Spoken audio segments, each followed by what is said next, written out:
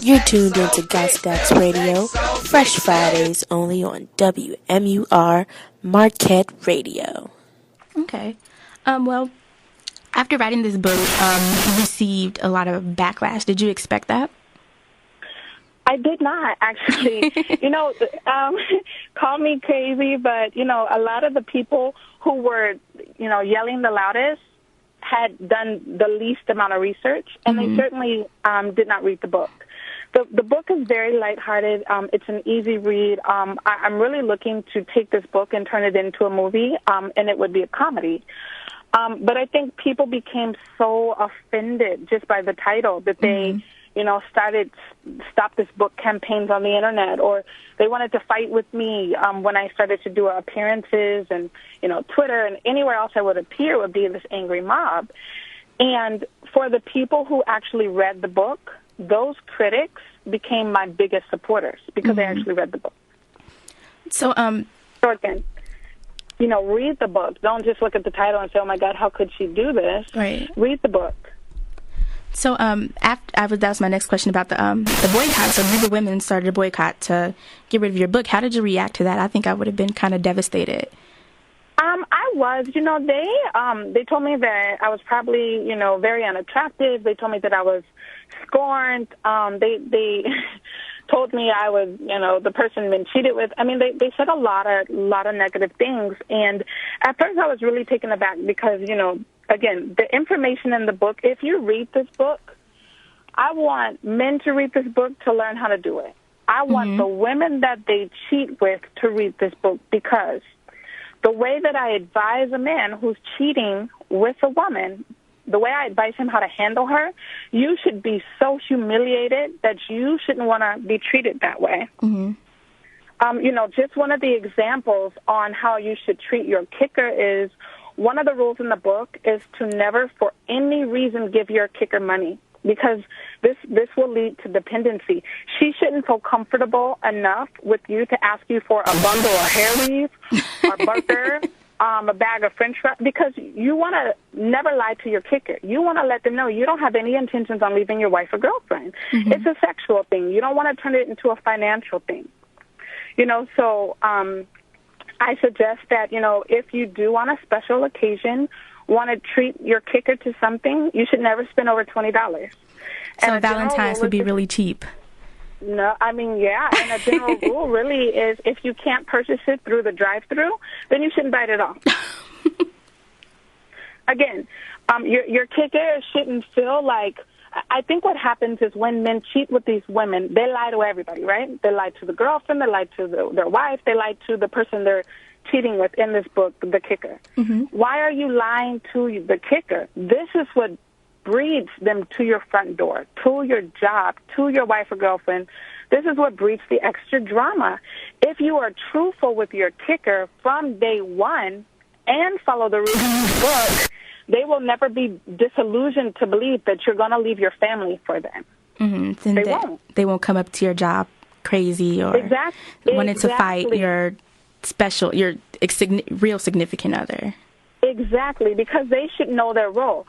Think about it. In the game of football, if there's a disgruntled kicker, and you notice there's no disgruntled kickers. You have disgruntled quarterbacks, running backs, wide receivers, no kickers. Why? Because other than rebuilding a whole team around the kicker, you know what they do if the kicker can perform? They trade the kicker for a new one.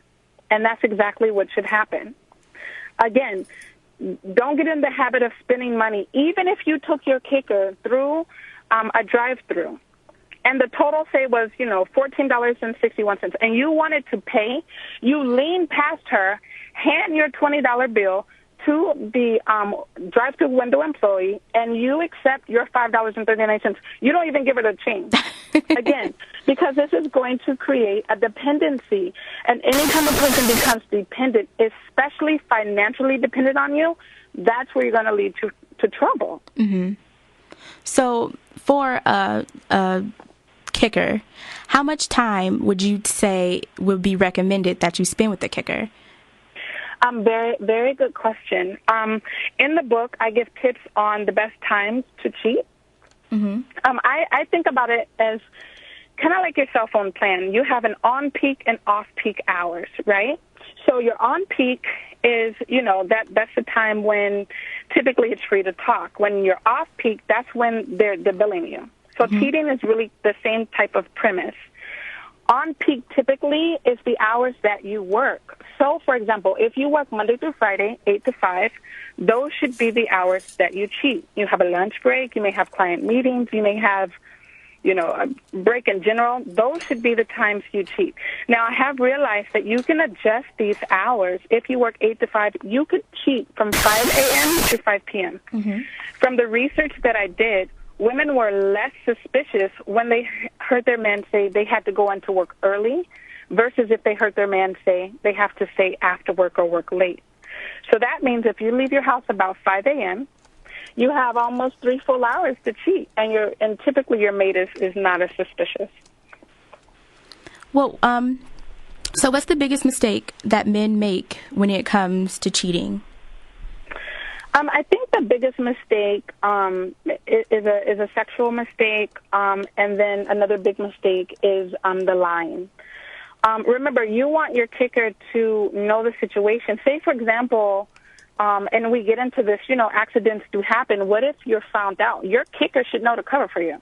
Your kicker should know to say, I'm sorry, I called the wrong number. Or, no, I'm sorry, this really is, his boss's name that I'm stored under in the line. You know what I mean? Because that's one of the tips in the book. Like, if you have to store your kicker's number, which people are so lazy. We depend on cell phones. You can memorize the number. You don't have to put it in your phone. But if you just have to, you need to store it under your boss's name and number. Right? So if I see my husband's boss calling, I might look at the caller ID and say, okay, it's your boss on the line. I'm not going to answer the phone. I don't want to talk to his boss. Right. Especially, you know what I mean? Now, if it's somebody that she knows, then you're going to have to pick somebody else. And some of the other options that you can pick is in the phone. But say, for example, your wife just feels like, or girlfriend feels like answering the phone. Then that kicker should know to say, oh, I'm calling on the behalf of Mr. John Doe. He works for, or, it's your husband's boss or whatever. She should know to cover, right? So because men lie, then the kicker feels, like, oh, my God, he lied to me. I'm going to air him out. That's the wrong thing to do. Make sure they know what time it is. Make sure they kick off to the rules of your game. Okay. Now I want to ask you a couple of personal questions. Sure. What is your personal view on fidelity? Okay, so let me be very clear in saying that this book is really written from the perspective of the women and men that I worked with. And again, I kept my own personal thoughts out of the book because people, if they thought they disagree with the book, they really are going to disagree with what I'm about to say. I feel that there are some women, even myself, who feel the biggest offense to me is to lie. I can work with you on the cheating. I can work with you on a whole lot of things, but what I cannot do is work with you on a bald-faced lie. Like, you cannot insult my intelligence and lie to me. So for me, I want the right of choice. If you say, hey, there's a woman over there that I really want to talk to, at least give me the chance to stay or leave. But lying is what drives me crazy, personally. Be truthful. Okay. So would you prefer a mate that is faithful, or could you, like you said, could you work with someone who cheats? Here's the thing. I feel all men cheat. They may not all cheat on me. They may not all cheat on you, but all men do cheat. So I think it's important that if you are cheating on me, you grab a copy of my book, because I don't want to have to catch you, right? And I'm not going to say I've never been cheated on, but what I will say is I've never caught anyone cheating. I do agree that the offense is the confirmation that my man cheated on me. Like, how could you be so sloppy?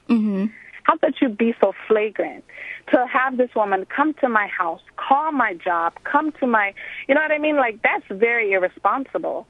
So, again, I think we all would prefer men who didn't cheat. Right. But if you did cheat, you better cheat by all 118 pages of this book. Okay. So, have having this book under your belt, has that affected how men approach you? Do you get like talked to by more people who would be more open and honest to you about cheating? Like, yeah, this is my kicker, but you know, you are my full on like significant other. I don't have men say, you know, hey, this is my kicker, because that's one of the rules in the book. Nobody should, you know, you shouldn't take her anywhere. I mean, if you have to run her through a drive-through, then you probably shouldn't be, you know, introducing her to anybody. But I do have a lot of men who have received the book much better than men, not because they say they're cheating, but because they understand the message behind it. They see some of the humor in it, and they understand the correlation between the quarterback and the kicker and the relationship and how it should be done. So I can say that, you know, men have received it very, very well. It's, you know, women not so much, and I can understand that. Okay. Well, you said before that you said all men cheat, but do you think it is possible for men to remain faithful? Yeah. Again, you know, I feel that all men cheat. I don't feel all men cheat on every single person. I think they can be faithful. I certainly think they should be faithful. But again, I think that, you know, sometimes as women, we make our men want to be everywhere but with us. I've been friends with a lot of women who have made me want to, you know, press the ignore button on my cell phone too when they call, because it's just so much, you know, sometimes we carry so much drama about us. You know, we don't know our place sometimes. We talk too much. We nag too much. You know, we're far too personal with our men than we should be. You know, we treat our men like they're our girlfriends versus, you know, our mates. You know, we tell them information that they shouldn't know. So I think women certainly bear the responsibility of men cheating. But, yeah, no, certainly I believe we can. Okay. Well, can you tell our listeners where they'll be able to find your book? Yes, it is available on www.howmenshouldcheat.com. I'm also available on Twitter as well under Men Should Cheat.